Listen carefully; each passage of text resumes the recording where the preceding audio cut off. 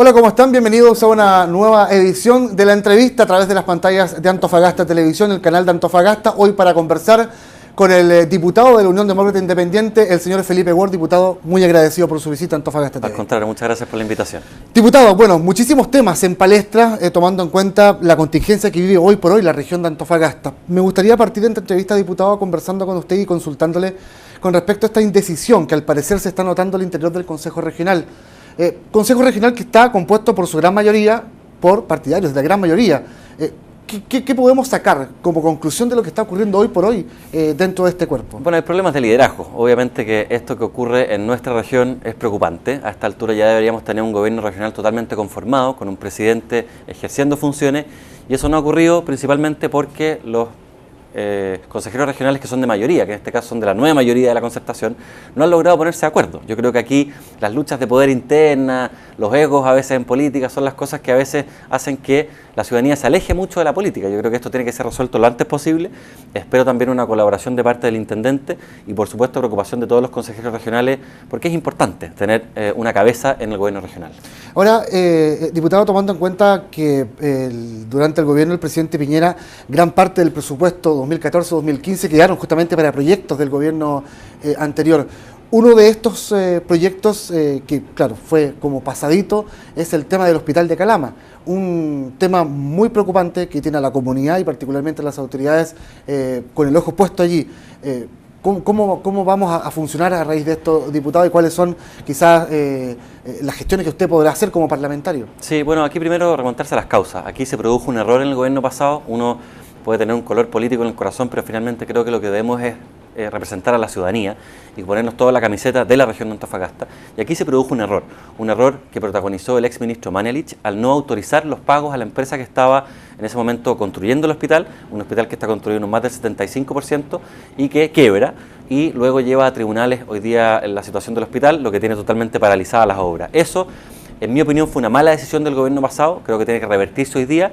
Y hoy día, ¿qué implica? Plata. Hoy día, naturalmente, que lo que hay que hacer, en mi opinión, es entregarle, obviamente, la adjudicación lo antes posible a la misma o a otra empresa, a fin de que podamos empezar, o más bien seguir construyendo el hospital este año y terminarlo, obviamente, el próximo año. Estas luces que se han emitido en torno a que eventualmente habría que incluso derribar y derrumbar el hospital no son correctas. Aquí los informes técnicos respaldan la estructura misma del hospital. El hospital cuenta con las normas mínimas y suficientes para poder atender, obviamente, a una población el día de mañana sin que esté en riesgo por problemas en el concreto, en la estructura. Eso no es así.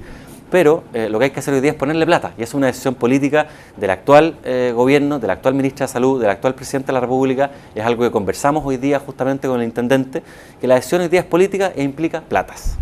Diputado, entonces, ¿dónde podemos encasillar las declaraciones del señor intendente cuando habla justamente de que podría ser posible derrumbar y una serie de otras obras que al parecer estarían mal construidas, que comenzó con un recurso y terminan millonariamente excedidas? ¿Dónde podemos encasillar eso? Mire, yo creo en la buena intención de las personas. Obviamente que el intendente se preocupa y se ocupa en entregar una calidad de vida a la gente y el día de mañana en no ser responsable o corresponsable de un edificio que está mal terminado. Pero aquí los informes técnicos, yo soy abogado, no soy arquitecto ni ingeniero, pero los informes técnicos acreditan que aquí la empresa cumplió con la norma establecida y que se hicieron el doble de pruebas de las que se requerían para verificar que el material tiene la condensación suficiente como estructura. Así que desde ese punto de vista no hay ningún problema. Eventualmente lo que habría que hacer es reforzar la estructura, que eso es un trabajo menor al lado de la gran estructura que ya está construida.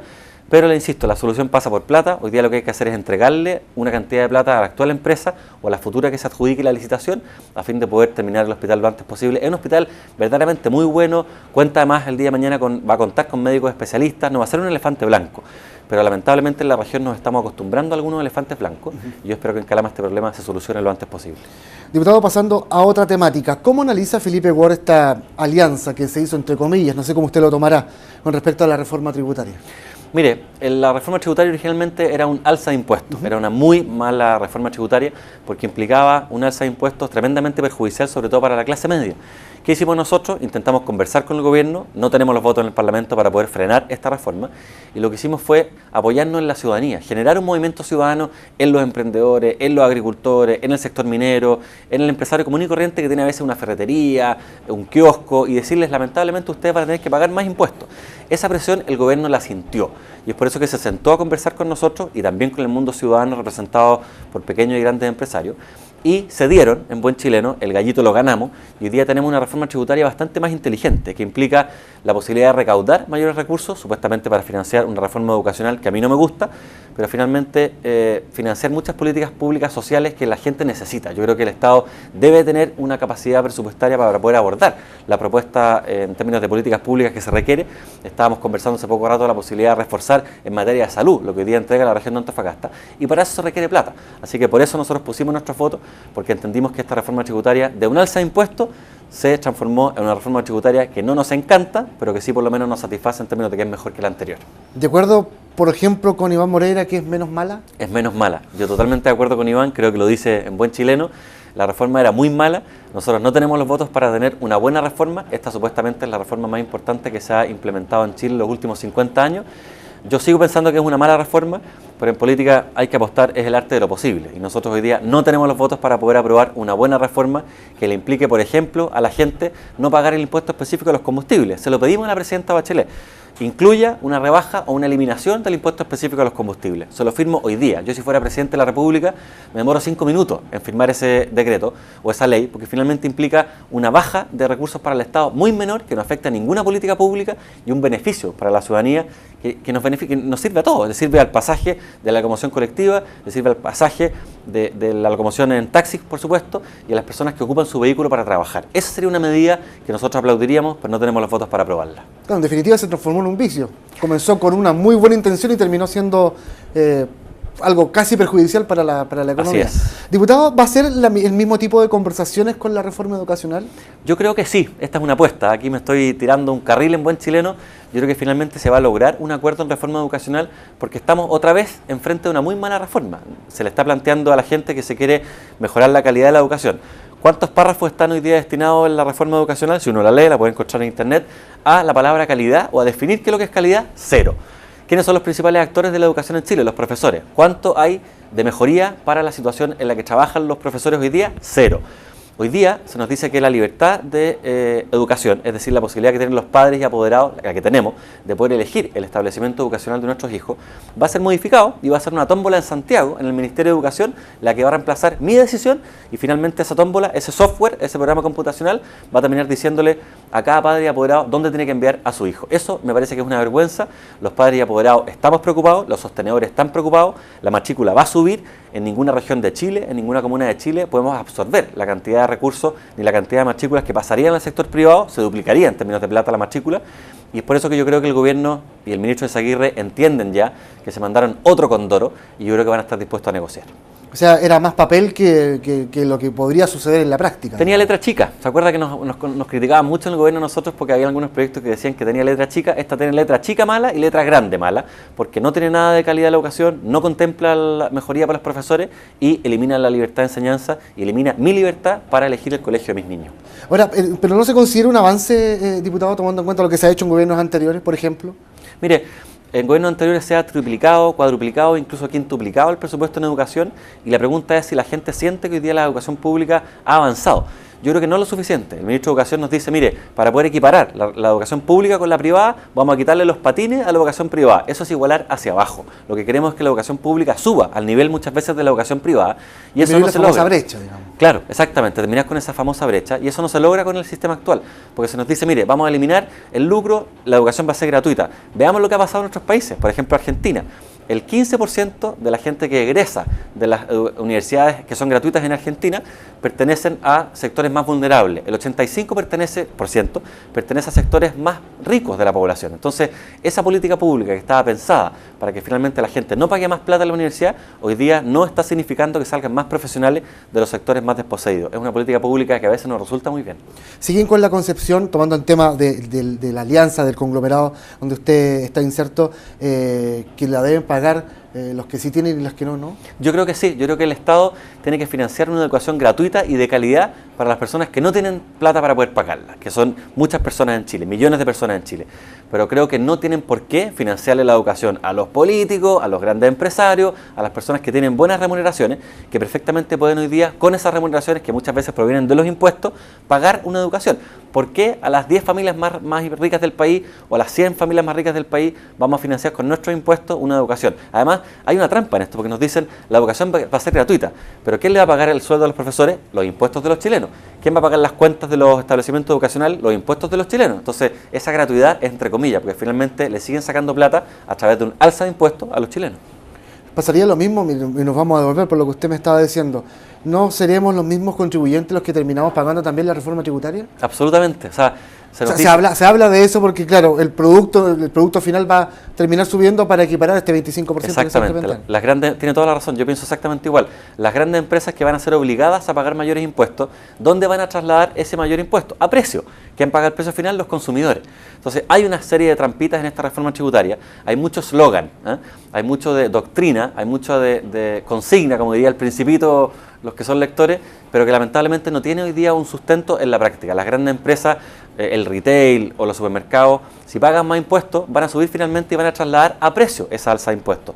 ¿Quién es más perjudicado? Por ejemplo, en el alza de una botella de Coca-Cola, una botella de cerveza, y sobre propaganda de la Coca-Cola, o una cajetilla de cigarros. Naturalmente que la más perjudicada es la gente que tiene menos plata. El más rico hoy día, si le suben de 2.500 a 5.000 pesos la cajetilla de cigarros, va a seguir fumando igual y va a seguir tomando una bebida igual. Pero la gente más desposeída es la que se ve más afectada. Diputado, hubo una discusión durante al principio de año particularmente en la Cámara de Diputados que hablaba del incremento de hasta posiblemente un 30% de alimentos azucarados, con exceso de sodio, y hace poquito mucha gente lo tomó para el chiste, fue el material ideal para los memes, tomando en cuenta la mal denominada quizá Ley Salero. Una ley que, claro, para muchos estuvo mal enfocada, que tiene un fin muy distinto. ¿Cuál es su posición con respecto a esa famosa Totalmente ley? En contra. Yo creo que aquí hay dos posiciones, dos posturas. El gobierno ha sido súper consistente porque el gobierno cree que el Estado toma mejor las decisiones que las personas. Entonces nos plantean la ley Salero para eliminar la sal de los restaurantes, nos plantean la reforma educacional que elimina la posibilidad de elegir los colegios porque creen que el Estado toma mejores decisiones que las personas. Entonces han sido súper consistentes porque los proyectos de ley que presentan tienden justamente a entregarle más facultad al Estado y menos a las personas. Nosotros, en la oposición, y yo particularmente, creo más en la libertad de las personas que en la facultad del Estado. Por eso yo pienso que yo mismo tengo el derecho a poder elegir si le pongo más o menos sal al plato de comida. Eso no tiene por qué decidirlo el Estado, eso lo decido yo. Y nosotros hemos sido consistentes porque creemos que al sostener que la libertad tiene que estar en las personas, nos oponemos, por ejemplo, a la reforma educacional porque creemos que son los padres y apoderados quienes mejor saben que un funcionario público del Ministerio de Educación que nunca ha puesto un pie en nuestra región y menos en una población. ¿No pasó lo mismo, diputado, del gobierno anterior con la ley del tabaco? Sí, yo la voté en contra. Pasó lo mismo porque creo que fue una mala ley. Por supuesto que la política pública tiende a favorecer todo lo que sea la prevención del tabaquismo y evitar que las personas fumen, lo que me parece muy bien, pero no se puede llegar al exceso de meterse dentro de la puerta de la casa de cada uno. Uno en su casa hace lo que quiere, uno en su pieza hace lo que quiere, en su habitación, y creo que cuando el Estado nos dice usted puede fumarse tantos cigarros al día o no puede fumar cigarros en estadios, por ejemplo, en lugares públicos, creo que se está metiendo en mi libertad individual, y cuando afecta la libertad individual, yo salto. Hace poco, diputado, logró una chilena poder acceder, previo a la autorización al Instituto de Salud Pública, a un fármaco que contiene, de una u otra forma, cannabis sativa. Y nuevamente se reabre este debate que lleva muchísimo tiempo en nuestro país. ¿Cuál es la postura de Felipe Wall con respecto a la modificación de la ley 20.000? Yo creo que hay que modificar la ley en el siguiente sentido. Creo que cuando existe un fin medicinal o médico, y ahí existe cabida para la cannabis, obviamente que creo que tiene que autorizarse por parte del facultativo correspondiente, a través de un servicio médico que sea también el correspondiente. Eso creo que tiene que permitirse. Yo creo que si le encontramos el uso medicinal que existe hoy día, está comprobado en muchos países del mundo, a la cannabis, obviamente que tiene que autorizarse. Pero yo no estoy de acuerdo con el autocultivo porque creo que eso finalmente va a aumentar el consumo y hemos visto cómo cifras recientes han demostrado que en los establecimientos educacionales ha crecido exponencialmente el consumo de la marihuana, lo que creo que es muy nocivo. Alguien me puede decir, quizás no es tan grave como el cigarro, quizás es más grave el alcohol, tengamos esa discusión. Pero yo por lo menos creo que la señal que le entregaríamos sobre todo a la población más joven, autorizando el autocultivo, sería nociva, así que yo por lo menos estoy en contra de eso y sí estoy a favor del uso medicinal de la cannabis. Diputado Ward, le agradezco la visita en Antofagasta TV. Muchas gracias. Le agradecemos a ustedes por estar ahí en este espacio de entrevistas. Nos encontramos en una próxima oportunidad. Que estén bien.